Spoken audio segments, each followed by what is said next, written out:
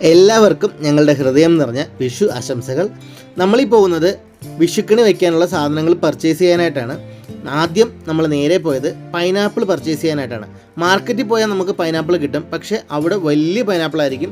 അതുമാത്രമല്ല നല്ല വിലയാകും. പക്ഷേ ഇവിടെ റോഡ് സൈഡിൽ ഇത്തരം കുഞ്ഞു പൈനാപ്പിൾ അവർ വിൽക്കാൻ വെച്ചിട്ടുണ്ട്. ആക്ച്വലി അത് അവരിങ്ങനെ കട്ട് ചെയ്ത് കഴിക്കാനായിട്ട് കൊടുക്കുന്ന പൈനാപ്പിളാണ്.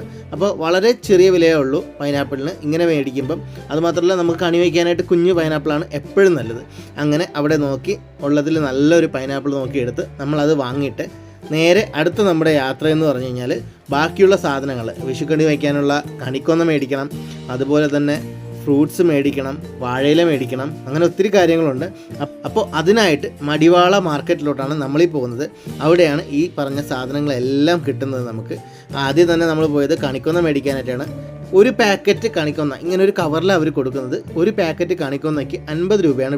എല്ലാ വർഷവും ഇവിടെ വന്നാൽ നമുക്ക് കണിക്കൊന്ന കിട്ടും. നമുക്ക് ഇതേ ഉള്ളൂ വഴി. കാര്യം നാട്ടിലത്തെ പോലെ മരത്തിൽ കയറി പൂ പറിക്കാനുള്ള സൗകര്യം ഇവിടെ ഇല്ല. അങ്ങനെ ഒരു മരം കണ്ടിട്ടുമില്ല. കണിക്കൊന്ന വാങ്ങിച്ചു കഴിഞ്ഞപ്പോൾ ലച്ചുവിന് ആഗ്രഹം മുല്ലപ്പൂ മേടിക്കണം. നാളെ രാവിലെ അമ്പലത്തിൽ പോകാനുള്ളതാണ്. അങ്ങനെ 2 മുഴ മുല്ലപ്പൂവും മേടിച്ചിട്ട് ഞങ്ങൾ അവിടുന്ന് അടുത്ത പോയത് ഫ്രൂട്ട്സും മറ്റു കാര്യങ്ങളൊക്കെ പർച്ചേസ് ചെയ്യാനായിട്ടാണ്. നമുക്ക് ആവശ്യമുള്ള അത്യാവശ്യം എല്ലാ തരത്തിലുള്ള ഫ്രൂട്ട്സും വെജിറ്റബിൾസും മറ്റൊരുപാട് സാധനങ്ങൾ ലഭിക്കുന്ന ഒരു മാർക്കറ്റാണ് മടിവാള മാർക്കറ്റ്.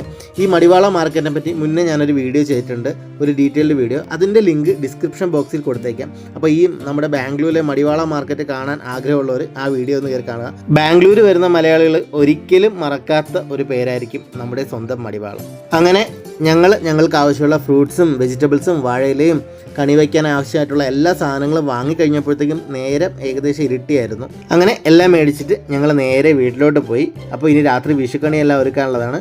ഇനി നമുക്ക് രാവിലത്തെ വിഷു കാഴ്ചകൾ കണ്ടാലോ.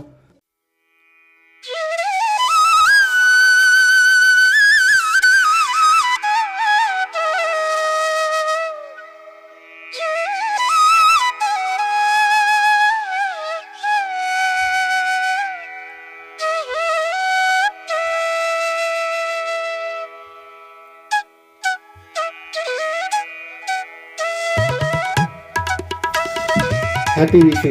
ഹാപ്പി വിഷു.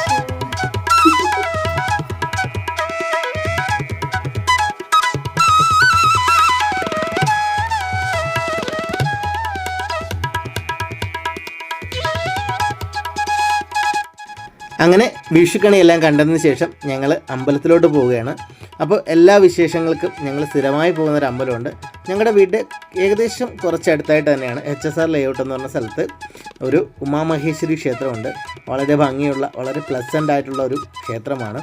അപ്പോൾ എന്താഘോഷം ഉണ്ടെങ്കിലും നമ്മൾ ആദ്യം വരുന്നത് ഇവിടെ ആയിരിക്കും. ആ ക്ഷേത്രത്തിലാണ് നമ്മളിപ്പോൾ വന്നിരിക്കുന്നത്. ഇനി ക്ഷേത്ര ദർശനവും പ്രാർത്ഥനകളും ആവാം.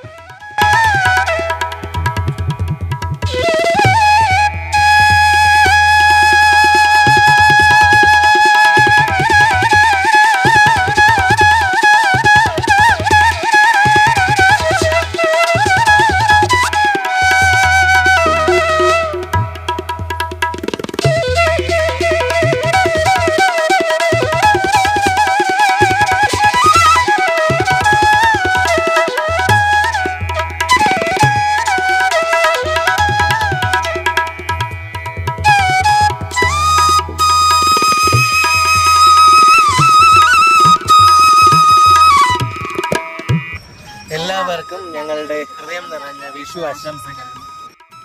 അങ്ങനെ ക്ഷേത്ര ദർശനം കഴിഞ്ഞതിന് ശേഷം ഞങ്ങൾ നേരെ വീട്ടിലോട്ട് വന്നു. അപ്പോൾ നന്നായിട്ട് വിശക്കുന്നുണ്ട്. നമ്മുടെ ഇന്നത്തെ സ്പെഷ്യലായിട്ടുള്ള ഇലയടയും ചായയുമാണ്. അപ്പോൾ ഇത് എന്തായാലും നമ്മുടെ വിഷു സ്പെഷ്യൽ ഇലയട റെഡിയാക്കി വെച്ചിട്ടുണ്ടായിരുന്നു. അപ്പോൾ വെച്ച് ചായയൊക്കെ ഒഴിച്ചെടുക്കുന്നുണ്ട്. അടുത്ത് നമുക്ക് നമ്മുടെ ഇലയട കഴിക്കാം.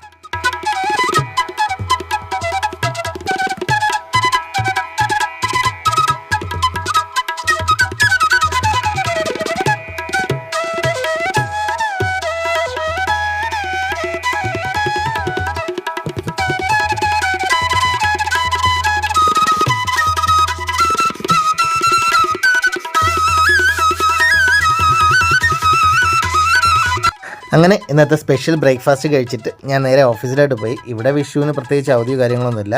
തിരിച്ച് വന്നപ്പോൾ നല്ല അടിപൊളി പായസം ഉണ്ടാക്കി വെച്ചിട്ടുണ്ടായിരുന്നു ലച്ചുവിൻ്റെ വക. നല്ലൊരു അടിപൊളി സേമിയ പായസമായിരുന്നു റെഡി ആയിട്ടിരുന്നത് ഇവിടെ. എന്തായാലും അത് ഭയങ്കര ഒരു സർപ്രൈസ് ആയിരുന്നു എനിക്ക്.